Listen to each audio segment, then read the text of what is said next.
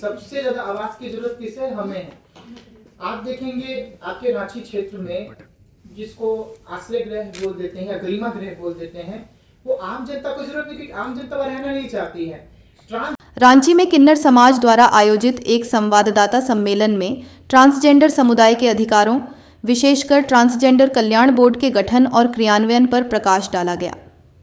Transgender कार्यकर्ता अमरजीत ने बताया कि झारखंड में वर्ष 2024 में ट्रांसजेंडर कल्याण बोर्ड का गठन तो हुआ, परंतु यह अभी तक क्रियाशील नहीं हो पाया है। उन्होंने बताया कि बोर्ड में अभी तक सदस्यों की नियुक्ति नहीं हुई है और न ही इसके पास कोई निधि उपलब्ध है। बोर्ड के कार्य करने की रूपरेखा भी अभी तक तय नहीं की गई है। अमरजीत ने आगे कहा कि राज्य सरकार द्वारा तृतीय लिंग समुदाय के लोगों को 1000 रुपये मासिक पेंशन देने की व्यवस्था की गई है, लेकिन सभी जिलों में यह लाभ सभी पात्र लोगों तक नहीं पहुंच पा रहा है। उन्होंने दुख व्यक्त करते हुए कहा कि तृतीय लिंग समुदाय द्वारा समय समय पर सरकार का ध्यान अपनी समस्याओं की ओर आकर्षित कराया जाता है, लेकिन उनकी सुनवाई नहीं होती है। सबसे ज्यादा आवाज की जरूरत किसे है? हमें है।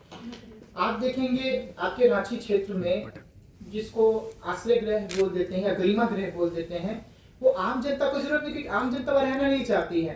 ट्रांसजेंडर बच्चा जो घर में पैदा होता है, जैसे उसको पता चलता है या परिवार को पता चलता है, परिवार बचपन में उसे मार देता है या बड़े होकर उसे पता चलता है तो परिवार उसे निकाल देता है, तो वैसे व्यक्तियों के लिए आश्रय गृह चाहिए। लेकिन अगर आप देखेंगे पूरे झारखंड में एक भी आश्रय गृह तृतीय समुदाय के लिए नहीं है, तो मजबूरन हमारे बच्चों को सड़कों पे मांगना पड़ता है, ट्रेनों में मांगना पड़ता है, सेक्स वर्क करना पड़ता है। फिर लोग हम पे आरोप लगाते हैं, अरे आप लोग तो सिग्नल पे मांगते हैं, आप लोग गंदे काम करते हैं, लेकिन इसके दोषी तो सरकार है और आप लोग हैं, क्योंकि आप लोगों ने हमारे लिए कभी कुछ सोचा ही नहीं।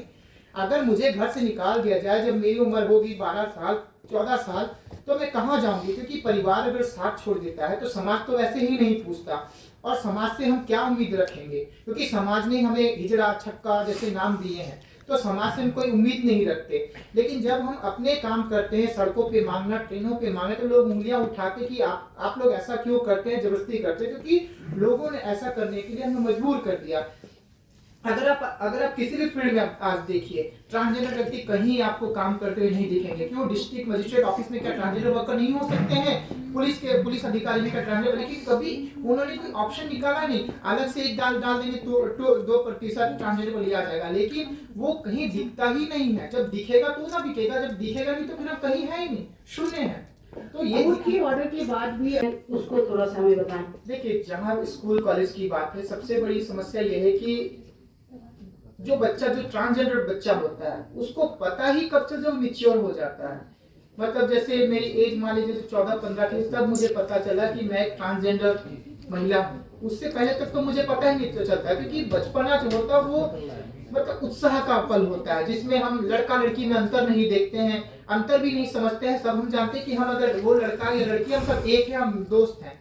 लेकिन वो अंतर कब, जब मैच्योर होते, तो मैच्योर होते होते बहुत समय लेट हो जाता है, वो अपनी पढ़ाई को पूरी नहीं कर पाता, मेंटल डिस्टर्ब रहता है। तो यहाँ थोड़ी सी दिक्कत, क्योंकि हमारी संख्या उतनी ना, अब हमारे ट्रांसजेंडर के लिए हम स्कूल खोल दे तो वहां पर गिन के 10 बच्चे आएंगे, तो उसके लिए पूरा स्कूल नहीं चल सकता। तो इसके लिए सरकार को कुछ ऐसी योजनाएं बनानी चाहिए। स्कूल के जो मैनेजमेंट है उसको ऐसी योजना कि वो बच्चे साथ उतना हरास ना हो, क्योंकि हमेशा बच्चा जो अपनी पढ़ाई को स्कूल में इतना बुलिंग, जैसे मैंने अपनी पढ़ाई 6 में छोड़ दी, क्योंकि जब मैं 7th में हाई स्कूल में गई थी, इतना बुलिंग, जैसे मैंने स्कूल के गेट पे कदम रखा, सबसे पहले लोगों ने मुझे, अमरजीत नहीं, मुझे बोला देखो छक्का आ गया।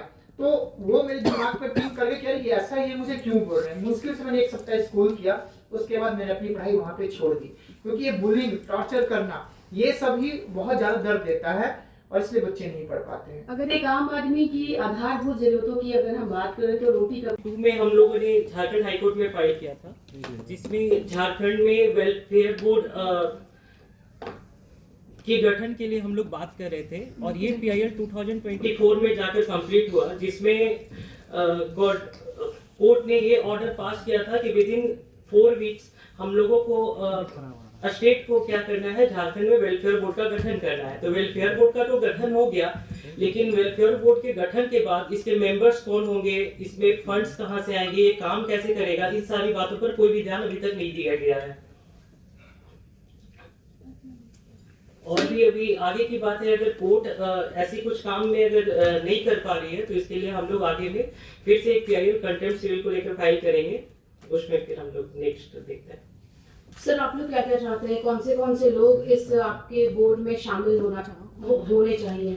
स्पेशली इसमें कुछ स्पेशलाइज्ड लोग भी होने चाहिए, लाइक तो एक अमरजीत हैं, ये इनका इस फील्ड में काफ़ी अच्छा मीन्स एक्सपीरियंस भी है, तो ये इसमें काम कर सकते हैं। तो कुछ लोग ऐसे भी हों जो इनके ग्रुप से भी हों, और कुछ अलग एक्सपर्ट्स भी हों जो इन लोगों की मदद कर सकें। मेनली जैसे अदर स्टेट में जो और भी वेलफेयर बोर्ड है उसमें जिस टाइप से मेंबर्स का गठन किया गया, वैसे झारखंड में भी होंगे तो शायद बेहतर तरीके से काम कर पाएंगे।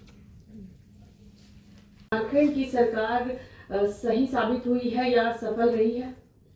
देखिए, जहां तक मैं अपने समाज की बात करूंगी, अभी कोरोना काल आया था, कुछ दिन बीते हैं, 2 साल मान लीजिए, तो सर उसके लिए भी हमने PIL डाली, क्योंकि सरकार के पास हमारे लिए कोई योजना ही नहीं थी, शून्य।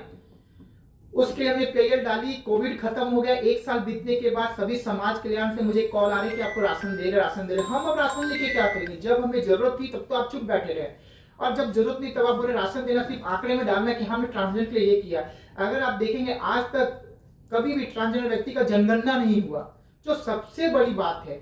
आज जो ट्रांसजेंडर ID कार्ड बन रहा है, सरकार ID कार्ड तो बना रही, लेकिन सरकार सिर्फ एफिडेविट पे ही ID कार्ड बना रही, कभी सरकार जांच नहीं कर रही। जांच भी करनी चाहिए, क्योंकि कोई भी व्यक्ति उठ के TG कार्ड बना ले रहा है, बाद में वो जॉब ले ले रहा है, और जो एक्चुअल ट्रांसजेंडर है वो उसके जो अधिकार उनका हनन हो रहा है। तो सरकार कभी जनगणना नहीं करती है, सरकार कभी खड़ी नहीं होती है, तो सरकार को जागना होगा। हमारा काम नहीं है, क्योंकि सरकार हमेशा हम पे डाल देती है कि आप बताइए झारखंड में कितने ट्रांसजेंडर है। ये मेरा काम नहीं है ना, तो सरकार का काम है। ये क्या क्या डॉक्यूमेंट्स रिक्वायर होते हैं पेंशन के लिए? मुझे वो जानना, क्योंकि बोला जा रहा है 2%, बट वो 2% कहाँ है? मैं वेल क्वालिफाइड हूँ, मेरे पास डिग्रीज हैं, मेरे पास कम्युनिकेशन स्किल्स हैं, मैं हर जगह पे सेट बैठी हूँ, बट वो सेट कहाँ पर है, मुझे वो जानना है। क्योंकि इतने सालों हो गए, 2% हम भी अभी भी सुन रहे हैं कि ओबीसी कैटेगरी पे सब कुछ मिल रही है। आप देख रहे होंगे डिफरेंट स्टेट्स में अभी एम्प्लॉयमेंट लेना चालू भी हो चुकी है, बट हमारे स्टेट में कब होगा, मुझे वो जानना सरकार से। क्या हम उनको दिख नहीं रहे हैं कि वो हमको इग्नोर करें? मोस्टली सरकार हमको इग्नोर ही करती है, क्योंकि हम संख्या में कम दिखते हैं, इसके वजह से हमको वो एज अ ह्यूमन भी नहीं समझते हैं मोस्टली। जब तक वो हमको एज ए ह्यूमन ही नहीं ट्रीट कर रहे हैं, कैसे इक्वलिटी आ रहा है मुझे नहीं पता। तो मुझे सरकार से बस यही डिमांड है कि हमको इक्वलिटी चाहिए। आप यदि हमको इक्वली ट्रीट नहीं कर पा रहे तो आप कैसे सरकार है? सरकार मतलब वो होता है कि सबको एक साथ लेके चलना। आप बस महिला और पुरुष को साथ में लेके चल रहे हो और ट्रांसफर किनारे दरकिनार करते रहे, बिकॉज हम माइनॉरिटी हैं। तो माइनॉरिटी के साथ क्या व्यवहार कर रहे हैं ये मुझे नहीं पता। जैसे कि हम बोलते हैं ST SC को हम माइनॉरिटी में रखते हैं, उनके लिए काम हो रही, बट हमको कहाँ रख रहे हैं फिर वो? 2014 में नालसा जजमेंट आया था, जिसमें सभी राज्य सरकारों को आदेश दिया था कि ट्रांसजेंडर वेलफेयर बोर्ड बनने चाहिए। 2014 से 2025 10 साल हो गए, लेकिन अभी तक झारखंड में वेलफेयर बोर्ड नहीं बन पाया। आज हमारे बीच हमारे एडवोकेट भी बैठे हैं। सोनल तिवारी के माध्यम से हमने PIL डाली। PIL के दौरान वेलफेयर बोर्ड बना, सिर्फ ऑन पेपर, उस पर कार्य नहीं हुआ। हम आपके माध्यम से सरकार से यही पूछना चाहते हैं कि झारखंड हर चीजों में इतना आगे रहता है, जब हमारी बात आती है तो हम इतने पीछे क्यों हैं? हमारा पड़ोसी राज्य देखिए, आप बिहार है, बिहार वेलफेयर बोर्ड बहुत अच्छे तरीके से काम कर रहा है। वहाँ पे 3-3 गरिमा गृह है, जहाँ पे ट्रांसजेंडर को रखा जाता है, उनको शिक्षा दी जाती है, सोशल स्कीम से जोड़ा जाता है, काफी एक्टिव है।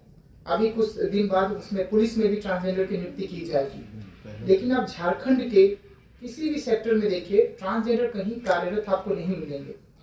टाटा स्टील में हमने 2015 से एडवोकेसी किया। आज टाटा स्टील में 133 ट्रांसजेंडर वर्क कर रहे हैं। तो सिर्फ प्राइवेट कंपनी ने ध्यान दिया और सरकारें तो अभी तक चुप ही बैठी हैं, हम पर कोई ध्यान ही नहीं है। 1000 पेंशन योजना लागू की गई है, लेकिन वो भी किसी जिले में ही मिल रहा है। हर जिले में कुछ ना कुछ समस्याएं आ रही हैं।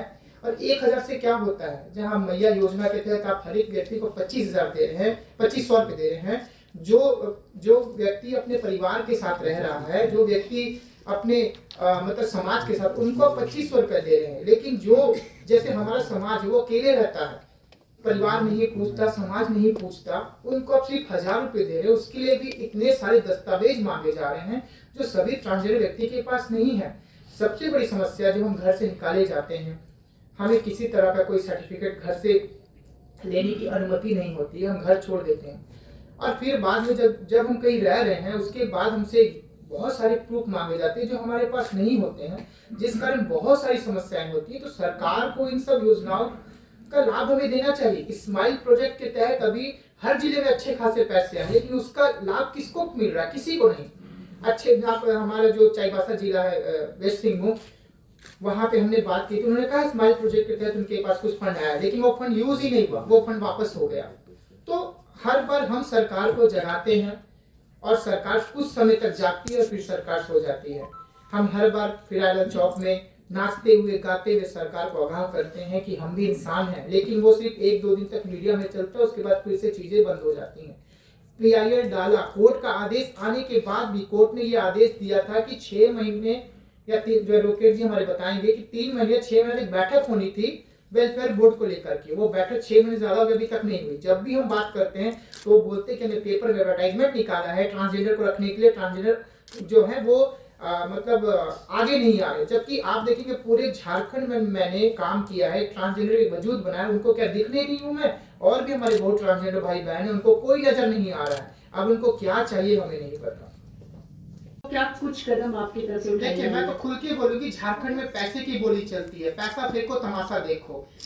झारखंड एड कंट्रोल सोसाइटी, जिसको आदेश है सुप्रीम कोर्ट का कि CBO कमेटी बेस्ड ऑर्गेनाइजेशन को आपको काम देना है, लेकिन वो हमेशा में ऐसी चीजों में फंसा देगी कि वो हमें काम नहीं देगी। क्योंकि हम एक संस्था चलाते हैं, अगर हमारे पास पैसा नहीं होगा, फंड नहीं होगा, तो हम काम नहीं कर पाएंगे, कमेटी का उत्थान नहीं कर पाएंगे। तो यहाँ पे क्या है कि कोई भी चीज करनी है पहले हमें पैसा देना होगा, फिर वो चीजें हमें मिलेगी। तो हम जैसों के पास पैसा नहीं है, सबसे बड़ी कमियां ये है। आज अगर हमारे पास पैसा होता, एक पार्टी का पावर होता, वोट बैंक होता, तो जाहिर सी बात है आज हमें इतना दौड़ना नहीं पड़ता। सारी चीजें आज हमारे हाथ में होती है। मुख्य क्वेश्चन यही पहले तो जो ट्रांसजेंडर पेंशन की बात है, वो TG कार्ड के बिना वो देंगे नहीं, और TG कार्ड जो है वो जल्दी बनता नहीं है, उसके लिए बहुत लंबा चक्कर काटना पड़ता है। किन्हीं 1 साल के बाद वो ID आती है। तो इसलिए वो चीज अभी तक, अगर झारखंड में 69 या 70 के अंडर लोगों का TG कार्ड बना, उसमें से भी मैंने खुद पेंशन अप्लाई किया, मुझे अभी तक नहीं आया, तो मैं दूसरे की क्या बात करूंगी। झारखंड में कितने अभी ट्रांसजेंडर्स हैं? और देखिए, ये झारखंड का जो आंकड़ा मैं नहीं बता सकती, कि जो अपनी संस्था के माध्यम से हम काम करते हैं, उत्थान संस्था, ये हम 6 जिलों में ही काम करते हैं, तो हम 6 जिलों का आंकड़ा बता सकते हैं। 6 जिलों का आंकड़ा अगर आप लेंगे तो टोटल 5000 के आसपास है। कौन कौन सा 6 जिला? रांची है, ईस्ट सिंहभूम हो गया, वेस्ट सिंहभूम हो गया, सरायकेला खरसावां, रामगढ़, और एक आपका धनबाद। आप लोगों के वेलफेयर बोर्ड के गठन को लेकर के, तो आप लोग क्या करेंगे? कोई उग्र आंदोलन करेंगे या और इस प्रकार का कोई आप लोगों का बड़ा कोई कदम होगा? देखिए, आंदोलन की जहाँ तक बात है, हमने कई बार फिराइलाल में नाचते हुए, हमें कोई शोर शराबा नहीं, नाचते हुए सरकार को ये आग्रह किया कि हमारी जो चीजें हमारे पास नहीं, क्योंकि रोटी कपड़ा मकान हर व्यक्ति को जरूरत होती है, वो हमारी भी जरूरत है। हम हमेशा ये आग्रह सरकार से करते रहे, लेकिन सरकार चुप रही। देखिए, आंदोलन करेंगे तो वैसे ही हमारा जो समाज पहले से ही बदनामी के घेरे में रहता है कि हिजड़े ऐसे होते हैं, वो गंदी गंदी बातें करते, ऐसा व्यवहार करते। अगर ये चीजें हम कर रहे हैं तो और लोगों की नजर में आ जाएंगे कि ये ऐसे थे, अब ये ऐसे हो गए। तो सरकार को जागना होगा, नहीं जागेगी तो फिर आगे हम देखेंगे हम क्या कर सकते हैं। एम्प्लॉयमेंट की बात तो इसमें देखिए, जहाँ वेलफेयर कार्ड मांगा जाता है, वोटर ID कार्ड मांगा जाता है, TG कार्ड मांगा जाता है, और ये चीजें एक ट्रांसजेंडर व्यक्ति के लिए बनाना बहुत मुश्किल है, क्योंकि हम किराए के मकान पे रहते हैं, हमेशा हमें घर बदलना पड़ता है। पहली बात तो सोसाइटी में घर ही नहीं देते, तो ये समस्या ट्रांसजेंडर व्यक्ति के लिए बहुत ज्यादा है, क्योंकि उसके पास कोई डॉक्यूमेंट्स नहीं है, तो अपनी ID बनाए कैसे? अभी निर्वाचन आयोग के तहत बहुत आसानी से सभी का वोटर ID कार्ड बन जा रहा है, लेकिन एक परमानेंट एड्रेस होने से आदमी को सुविधा होती है कि उस एड्रेस पे सारी चीजें पहुंचे। अब उसका आधार कार्ड है, वो है रांची का, और उसने जो है वोटर ID कार्ड बना लिया रामगढ़ का, तो चीजें मैच नहीं कर रही हैं, तो इससे उस व्यक्ति को काफी समस्याएं होती हैं। अच्छा, ये कितने ट्रांसजेंडर होंगे, उनमें से कितने अराउंड को पेंशन मिलेगी?